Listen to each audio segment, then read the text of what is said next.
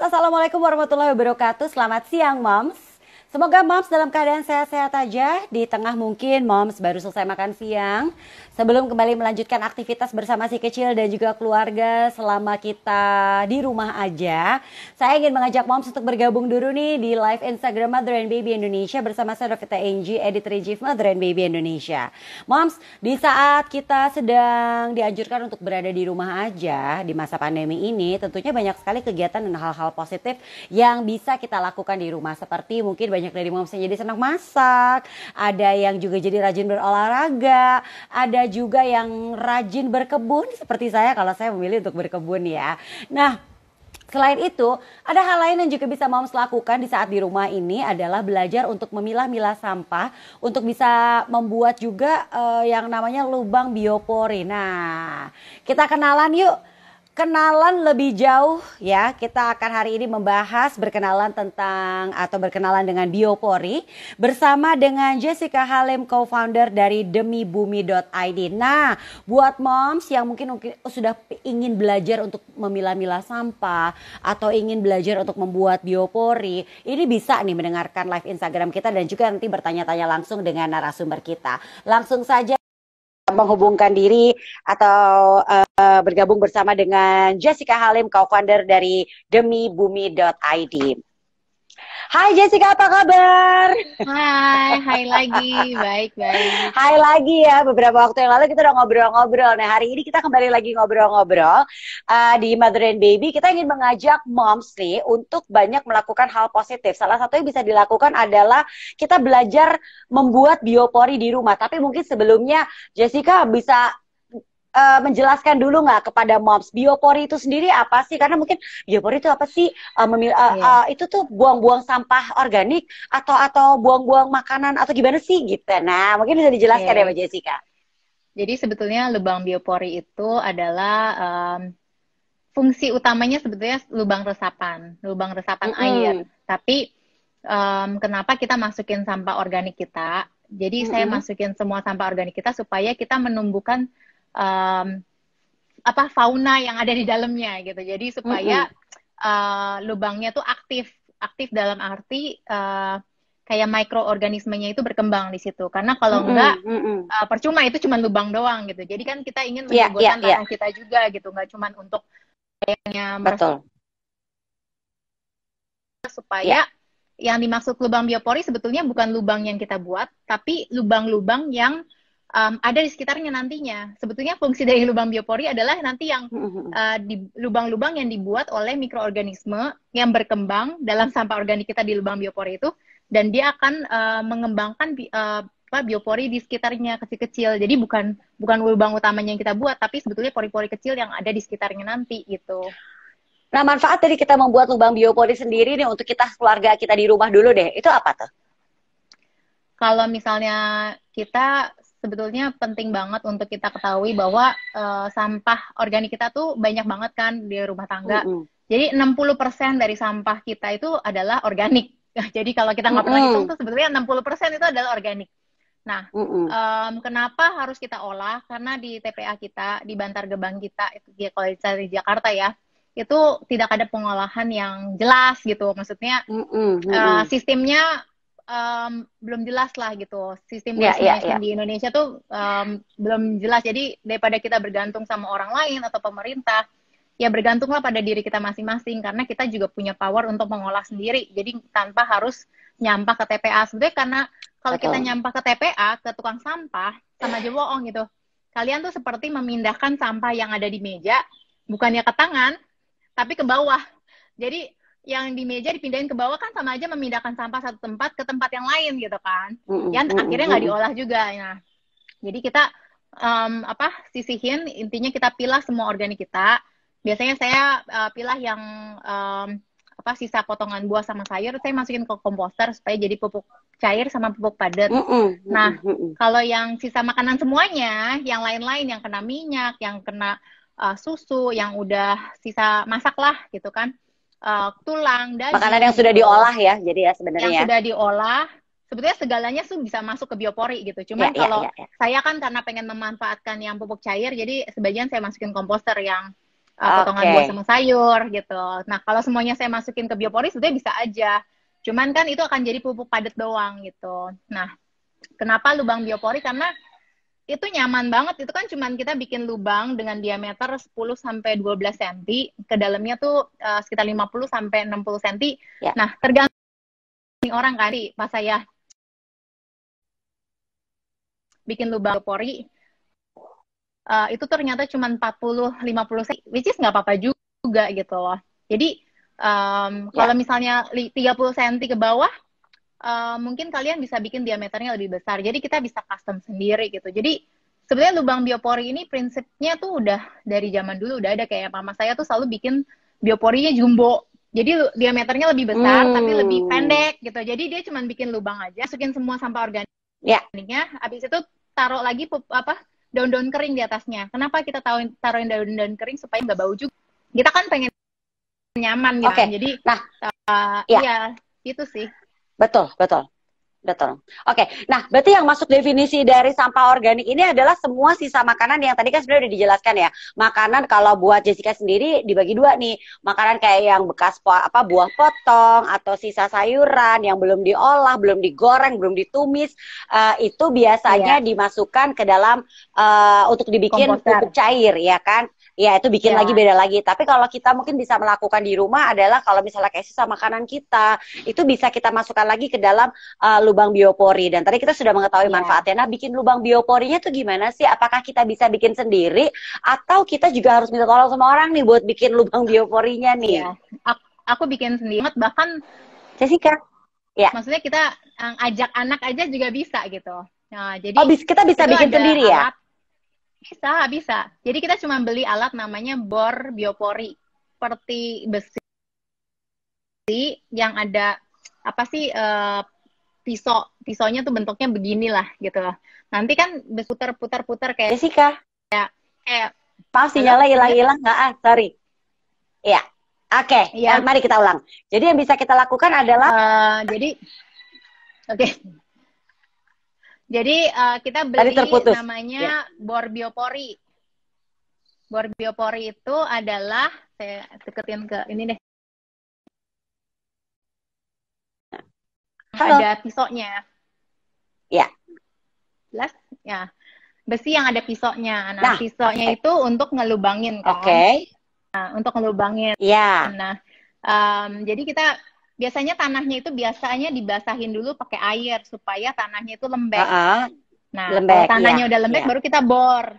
Udah dibor kan dia makin lama bukan kayak bor kayak mesin gitu ya. Kita bornya manual. Jadi ada alatnya tuh kayak setiran, kita putar.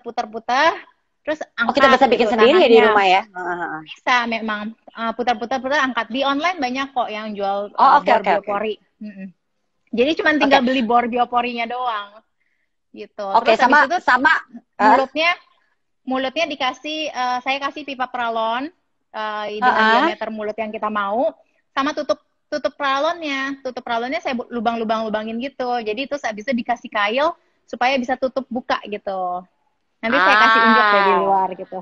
Nah, kita juga mau lihat nih biar Moms juga tahu, biar ada bayangan nih, Moms juga bisa melakukannya. Sambil aku tanya lagi ya, sebenarnya diperlukan lahan yang luas nggak sih untuk kita bisa membuat sendiri lubang biopori? Sebetulnya enggak juga sih. Kalau misalnya lahannya sedikit, satu biopori juga cukup. Cuman kalau misalnya lahannya banyak, biasa kan kalau saya tuh suka ada genangan air gitu ya. Kita bisa bikin di tempatnya di mana yang ada genangan airnya itu loh. Jadi biasanya tanahnya lebih rendah gitu, atau enggak ada daerah tertentu yang memang kita pengen suburin tanahnya. Nah, lubangnya tuh seperti ini, kelihatan nggak ya? Tuh. Nah, kelihatan, Moms bisa lihat ya. Jadi ini tuh saya kasih kail. Nah, ini kan lagi zaman nih orang ngasih makanan terus di zip pakai plastik gini. Nah, plastiknya itu kan bisa dipakein jarum pentul dibuka, jadi bisa dipakai kembali. Nah, pakai ginian tuh. Ini tutupnya. Nah, itu sisa makanannya lama-lama jadi hitam sendiri. Jadi saya masukin sisa makanan, habis itu daun-daun kering doang di atasnya, udah. Nggak bau sama sekali. Nah, baru aku mau tanya, bau nggak? Enggak, dan kenapa ada tutupnya itu supaya nggak bau dan supaya nggak grogotin tikus. Sebenarnya tujuan utamanya itu karena kita nggak mau si tikusnya nyaman di situ gitu. Jadi betul, betul, gitu. betul. Oke, nah tapi mungkin kalau moms yang tidak memiliki pekarangan, kalau moms ingin ikut serta nih dalam hal memilah sampah, susah nggak sih kita tuh belajar memilah sampah? Enggak, milah sampah tuh sebenarnya gampang banget kok. Kita cuman misahin sampah, milah itu sebenarnya misahin dan ya penting banget untuk kita pisahin dan bersihin sebetulnya, nggak cuman pisahin dong. Kadang-kadang orang berpikir, oh gue udah pisahin terus itu gue kasih ke tukang sampah, sebenarnya itu percuma juga ya. Karena kalau kita kasih ke tukang sampah kan ya sama aja, kita nggak ngolah juga. Nah saya biasa kirim ke bank sampah. Nah misalnya saya gimana, saya kayak gini nih. Jadi saya tuh nggak ada mumpung lagi di rumah enaknya gitu ya, bisa langsung lihat. Iya. Ini kebetulan sampah saya lagi banyak karena suka ada kiriman-kiriman apa sih kayak gini-gini box. Iya box itu. Iya betul. Nah saya tuh, aduh kelihatan nggak ya? Ini yang organik saya pisahin sendiri. Dan ini nggak ada plastik sampah sama sekali. Kenapa? Karena ini saya langsung masukin ke komposter sama biopori gitu kan. Nah, terus ini yang kelihatan nggak? Ini plastik. Tuh. Plastik. Nah ini plastik kalau misalnya di ruang tamu saya jadiin satu, nanti di belakang saya pisahin antara botol plastik sama saset-saset saya pisahin. Kenapa? Karena botol plastik kan ada simbol daur ulangnya tuh. Itu bisa dengan gampangnya sama pabrik atau bank sampah itu milahnya lebih gampang. Tapi kalau saset-saset itu nggak diterima sama mereka. Jadi kita jadiin eco-brick. Eco-brick itu mirip kayak gini nih. Moms kalau ada yang mau bertanya boleh loh. Tadi ini ada Aida yang bertanya, ada sesi pertanyaan nggak? Oh ada, boleh. Sambil kita ngobrol, kita sambil nanya nih. Jadi mungkin moms juga ingin mulai mempraktekkan di rumah, ada pertanyaan-pertanyaan akan langsung dijawab. Oke, lanjut lagi soalnya Jessica. Ya, ini eco-brick, tapi ini kalau saya masker, saya masukin masker sekali pakai karena saya tinggal sama dokter di rumah. Kan di rumah ini ada 2 dokter, jadi mereka setiap kali pulang pasti ada masker sekali pakai. Jadi bisa masukin sini, ditaruh klorin dalamnya. Nah ini namanya eco-brick. Ini juga diterima sama bank sampah. Dibeli sama bank sampah buat apa? Buat sebagai pengganti batu bata. Gitu. Nah, jadi kalau lihat dari atas, kira-kira tempat sampah saya kayak gini lah. Itu ada botol alu, ada ini kertas. Nah semuanya sama sekali nggak pakai plastik. Karena saya selalu ngebersihin gitu. Jadi kalau misalnya kita tahu nih kita nyampah makanan gitu ya, saset makanan gitu kan. Ya, saya selalu nyuci bareng sama cuci piring yang lainnya. Habis itu kalau udah kering baru masukin sini. Jadi tempat sampah kita tuh juga bersih, kita juga nyaman gitu.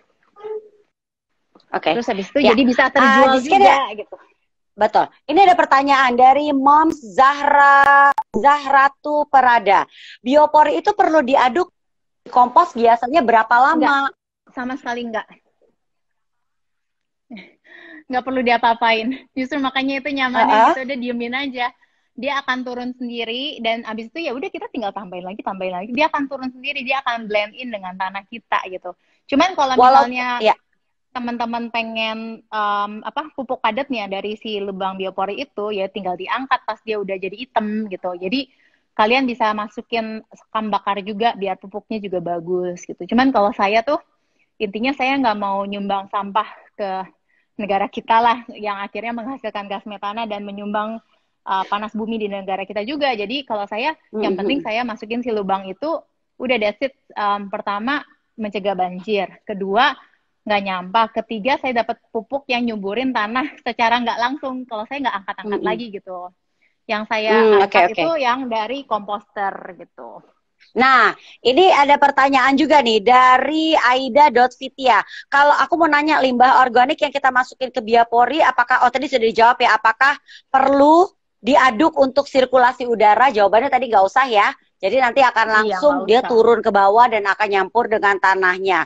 Terus udah gitu, jarak, ini pertanyaan dari From Heart to Heart, jarak antar biopori itu idealnya berapa ya? Wah ini menarik nih, mungkin pekarangannya agak luas ya.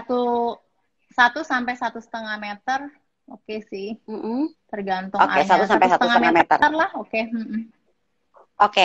Berikutnya adalah pertanyaan dari Aida lagi, kira-kira butuh berapa lama untuk panen pupuknya? Wah ini menarik nih, dari lubang biopori tadi. Panenin ya? Iya. Jadi Kalau saya sih nggak pernah saya angkat-angkat, cuman biasanya kayak tulang gitu ya, sebulan juga udah hancur gitu. Jadi saya masukin cangkang kepiting, tulang-tulang kayak iga atau apa gitu, Oh sebulan ya? juga udah kropos gitu. Maksudnya secepat itu ya. Maksudnya kita nggak juga, kadang-kadang kita Oke. juga kan nggak ngitungin, nggak merhatiin tuh tiba-tiba udah nggak ada gitu. Jadi itu sih yang membuat saya nyaman tuh kayak gitu sih. Jadi ya kalau komposter kan kalau kita masukin semua daging atau semua sampah campur-campur kan jadinya bau. Nah saya pengen komposter saya nggak bau, jadi cuman potongan sayur sama buah itu gitu. Jadi Oke. gitu sih bedanya. Nah, mungkin moms juga bisa diajarkan ya Mbak Jessica nih, kalau membuat komposter gimana sih? Karena saya juga tahu kan sekarang banyak moms yang mulai menanam sendiri di rumah, mungkin mulai menanam cabai, tomat, ya kan kangkung, atau mungkin tanaman-tanaman hias. Kan juga dibutuhkan pupuk tuh. Nah, kita bisa bikin sendiri kan sebenarnya dari sisa makanan kita. Nah, tadi gimana caranya tuh kalau yang komposter Iya, tuh? nih. Jadi kalau komposter nih saya taruh nih pas di belakangnya dapur. Jadi saya anggap Oke, si komposter ini adalah tempat sampah organik saya. Nah, ya. saya belajar dari Akademi Kompos. Nah, ini Akademi Kompos ini, komposternya saya sukanya, walaupun bentuknya rada culun ya.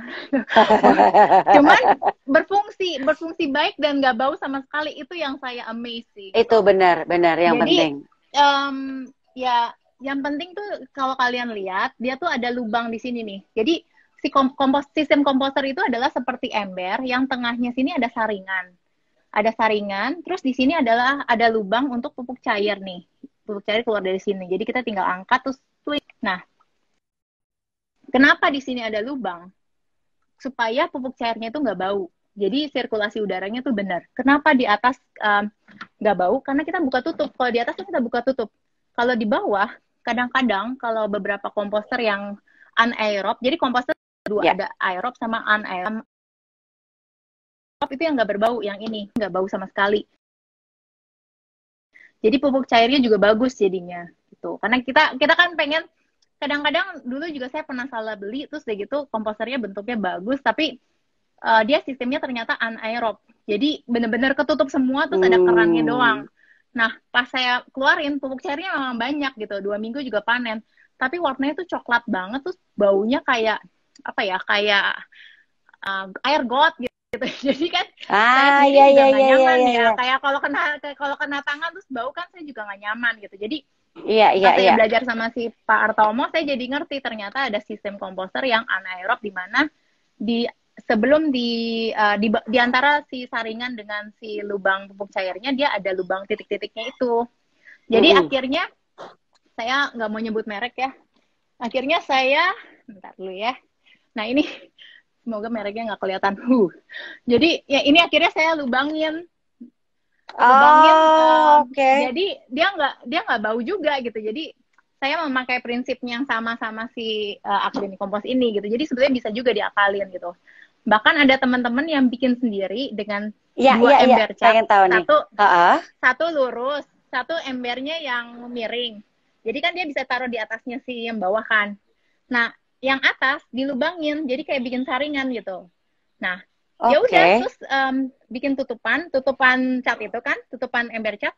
Nah, tutupan itu untuk buka tutup semua sampah-sampah organik ya taruh situ aja. Jadi kayak gini nih. Udah kelihatan nggak sih? Buka tutup aja Iya, gini. iya, iya. Nah, kita tuh cuman ngedropin aja semua potongan sayur sama buah, pokoknya udah taruh sini. Terus saya kasih daun kering sama sekam bakar. Terus kan di bawah sini kan keluar pupuk cair nih, ya kan? Iya. Saya masukin ke botol bekas. Nah, Tinggal satu pakai tuh tutup berarti ya. cair, iya satu tutup ini jadi 5 mili ditambah air tanah 1 liter. Jadi pupuk cairnya 5 mili 1 liter air tanah, semprotin di atas si daun-daun kering yang kita tutupin sampah-sampah kita itu sebagai bioactivatornya. Udah gitu doang, jadi gampang banget. Oke, Jadi ini daun-daun ada kering di pertanyaan. rumah saya Ya, kumpulin. pakai ya, dipakai lagi benar-benar. Ini ada pertanyaan lagi from Heart to Heart adalah sisa organik yang dimasukkan ke biopori itu apakah perlu dikasih bioactivator nggak kayak di komposter? Kalau untuk biopori? Kalau biopori saya sih nggak sama sekali. Jadi saya biarin aja. Yang penting saya taruhin daun kering di atasnya. Soalnya kan nanti kena air hujan, nanti kena siraman kebun gitu. Jadi ya nggak perlu sebetulnya. Cuman kalau misalnya mau lebih cepat lagi, kalau mau kasih bioactivator boleh aja gitu. Kalau kalian mau pakai pupuk padatnya dan mau lebih cepat lah gitu. Karena kan tujuan bioactivator itu kan sebagai pengurai kan gitu. Oke.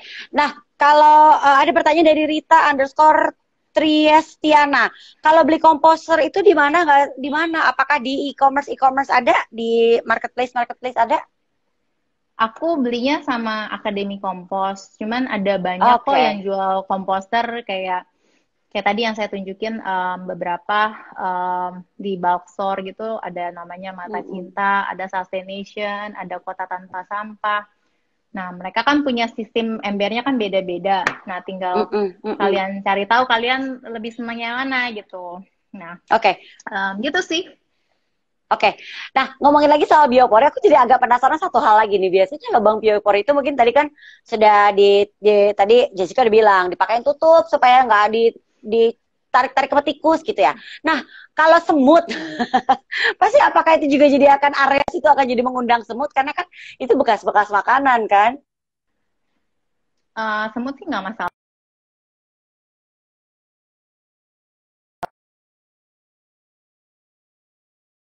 Kalau saya lihat ada, mari tadi terputus. Jadi bagaimana? Sorry. Ya kalau semut memang semut ya. Jika kalau benar-benar nggak bermasalah dan tergantung sampahnya itu manis atau apa kan kita nggak tahu ya. Mungkin kalau manis jadi semutnya banyak. Cuman itu di kebun juga ya. Kayaknya semut itu bagian dari ekosistem, terus kayak serangga juga. Jadi menurut saya memang itu jadi ya blend in dengan ekosistem mereka.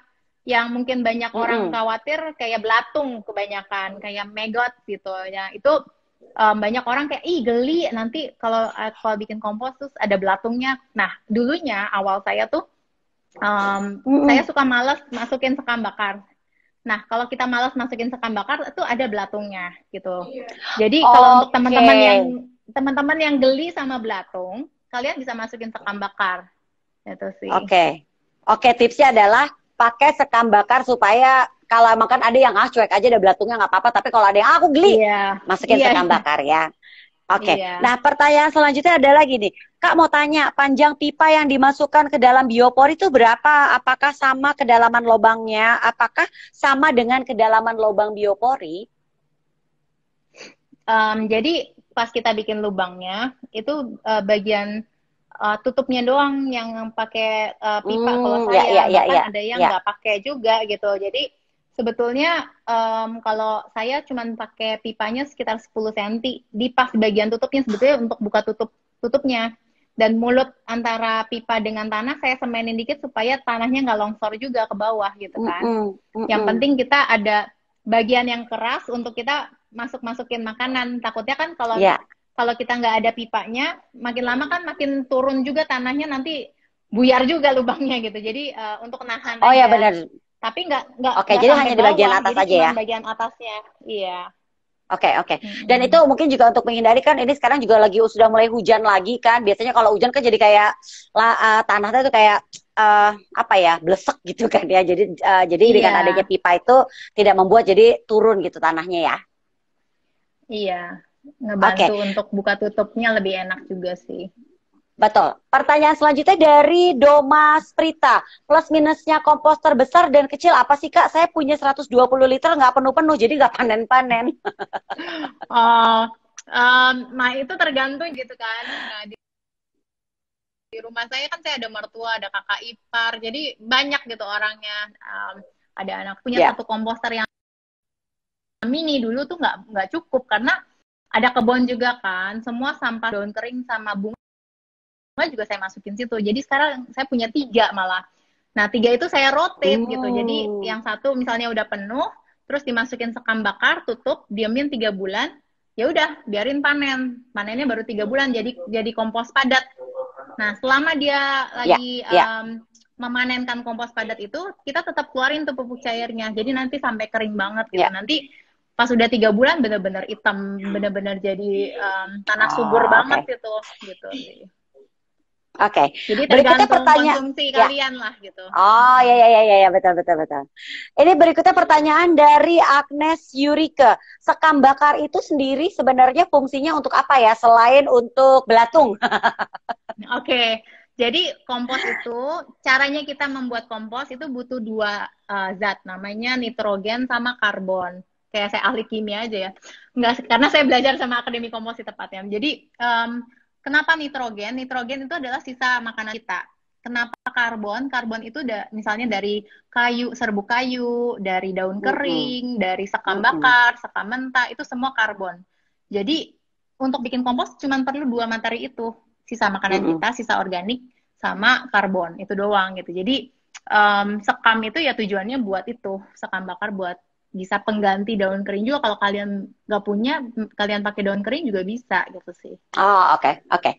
Pertanyaan lagi dari From Heart to Heart. Tadi dijelaskan jarak ideal biopori adalah 1 sampai 1,5 meter. Kalau lahannya sempit dan jaraknya misalnya cuma 50 cm, ada dampaknya nggak kira-kira? Enggak, maksudnya dampak apa yang menyuburkannya tetap nyuburin. Tapi nggak apa-apa ya walaupun agak ya, dekat ya. Nggak masalah. Oke, nggak masalah jadi ya sebenarnya ya. Oke, kita tutup obrolan kita hari ini Jessica dengan tips dari Jessica untuk para moms nih yang baru mau mulai membuat lubang biopori sendiri di rumah, ya kan? Mau kalau lahannya besar ataupun lahannya kecil, apa yang bisa dilakukan dan harus dipersiapkan? Benar. Kalau misalnya lahannya kecil, ya bisa bikin biopori jumbo. Itu sih saran saya, kayak mama saya gitu. Jadi diameternya lebih besar, kedalamannya lebih pendek misalnya. Iya, jadi ya itu sebenarnya anggap aja itu tempat sampah organik kita lah. Itu udah paling gampang. Atau little TPA kita. Dulu saya nggak bikin biopori proper kayak gini loh. Dulu saya cuman berpikir, kenapa anjing itu kalau pup gitu ya, kenapa dia kosek-kosek tanah, terus habis itu dia pup, terus itu dia tutupin gitu. Ya kan, prinsipnya sebetulnya kayak gitu. Dan dulu saya cuman ada lahan, cuman isinya puing bangunan 1 kali 1 meter. Saya pikir ya ngapain ya puing-puing doang gitu. Saya masukin semua sampah organik terus tutupin tanah gitu doang. Ternyata jadi tanah subur. Nah, sebetulnya prinsipnya saya bermulai dari situ sih saya. Jadi, wah ternyata ngolah sampah organik nggak susah. Kita ngedam doang terus tutup pakai tanah udah gitu. Jadi nggak sesusah itu. Malah terus kita suka taburin kayak biji cabai lah, biji jeruk yang kita makan, terus pada numbuh semua, biji melon, pepaya sekarang udah berbuah. Jadi ya itu nunjukin bahwa memang sebetulnya kita dikasih makanan untuk kita balikin ke alam lagi dan untuk kita olah lagi dan akhirnya balik ke kita lagi, intinya gitu sih. Oke. Ini masih ada beberapa pertanyaan loh yang masuk, Jessica. Ini kayak pertanyaan dari sampah daun kering dan kotoran hewan, dikomposnya pakai apa ya? Nah, kalau kotoran hewan, tergantung kotoran hewannya apa. Kayak yang saya tahu, kayak misalnya ayam, kan saya pelihara ayam. Nah, ayam kan nggak bisa juga langsung pupnya langsung kasih ke tanah kan. Cuman karena ayamnya saya sedikit, itu bukan peternakan ayam. Jadi kalau saya sih yang penting dia ngeblend dengan si sekam mentah, karena saya taruh sekam mentah di situnya. Nah, dia kan akhirnya kering. Kalau kering ya udah taruh di tanahnya langsung nggak apa-apa gitu. Cuman kalau saya Google gitu ya, saya pernah belajar juga harusnya diolah dengan sama kayak kita bikin fermentasi. Jadi sama kayak bikin komposter gitu. Jadi diolah dengan air rendeman beras itu bisa, atau gula merah bisa gitu. Jadi kalian bisa Google tentang itu sih, ada caranya juga gitu. Nah, terus pertanyaan lagi, satu lagi, untuk biopori apa daun keringnya juga bisa diganti sekam atau serbuk kayu? Bisa mereka sama fungsinya, daun kering, sekam mentah, sekam bakar, serbuk kayu, bahkan recycle paper gitu-gitu juga bisa. Bisa juga. Karena ya. Kan baik, dia bahan dasarnya sama. Betul. Wah, hari ini kita dapat banyak ilmu ya, Moms ya. Kayaknya mulai nih kita bisa praktekkan. Mungkin di weekend nanti ya kan ya, apalagi kita juga masih di rumah aja di masa pandemi ini, kita kumpulkan hal-hal positif yang kita bisa kerjakan di rumah ya kan Jessica ya. Salah satunya Iya. kalau walaupun kita punya pekarangan kecil, kita bisa mulai bikin lubang biopori sendiri ya kan. Ternyata tidak susah, nggak perlu panggil tukang juga, bisa kita lakukan sendiri dan kita Iya. mulai belajar memilah sampah. Kalau yang tidak punya pekarangan, itu tetap juga mungkin kita bisa melakukan hal positif dengan memilah-milah sampah ya kan. Atau Sekarang pakai juga sudah ada pekarangan bank. tetangga. Ah boleh, aku kirim ya sampahnya ya. Atau Patungan, bisa juga patungan. kita tadi memilah sampah. Bener, kita memilah sampah lalu kita bisa menyerahkan sampah-sampah kita ini kepada bank sampah supaya bisa lebih bermanfaat dan tentunya tidak membuat bumi ini jadi semakin kacau gitu kan ya Jessica ya. Iya. Untuk info-info mungkin juga bisa follow Instagram @demibumi.id. Tentunya di sini juga dibagikan informasi-informasi. Terima kasih banyak Jessica Halim atas waktunya, udah sharing, mengajarkan para moms untuk bisa membuat lubang biopori sendiri di rumah. Kita sudah kenalan dan nanti siap bikin sendiri di rumah. Sampai ketemu lagi ya Iya. Jessica ya. Ya, Bye. bye. Salam sehat semuanya. Salam sehat semuanya. Bye. Seru ya Moms ya, kita jadi tahu ya gimana caranya kita bisa mengumpulkan sampah sendiri di rumah supaya bermanfaat bagi kita. Lumayan loh Moms, membuat sampah kita ada area rumah kita jadi subur ya kan ya. Karena tadi kita sudah membuang sampah-sampah organik kita dan bikin sendiri lubang bioporinya. Selamat dipraktekkan ya Moms ya. Mari kita lakukan hal positif supaya kita juga lebih betah beraktivitas di rumah aja. Stay at home, jaga kesehatan. Wassalamualaikum warahmatullahi wabarakatuh. Oh iya Moms, satu lagi saya lupa sampaikan. Besok kita kembali lagi live Instagram. Jangan lupa untuk disimak, kita akan bahas diet untuk ibu-ibu yang baru saja melahirkan. Nah, jangan lupa bergabung lagi ya Moms ya. Terima kasih, sampai jumpa.